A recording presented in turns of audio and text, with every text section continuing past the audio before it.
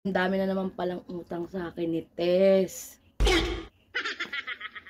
Buti na lang nilista ko. Akala niya siguro makakatakas siya. Grabe.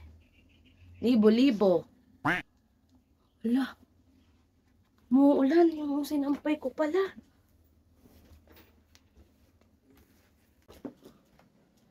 Hala.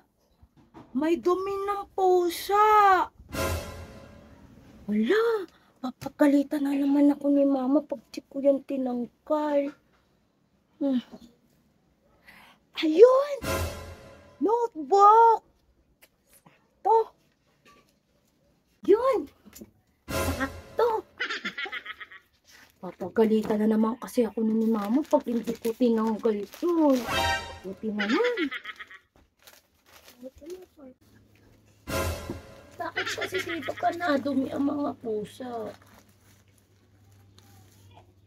Ayan! Baho! Puntahan ko na nga si Tess at masingil.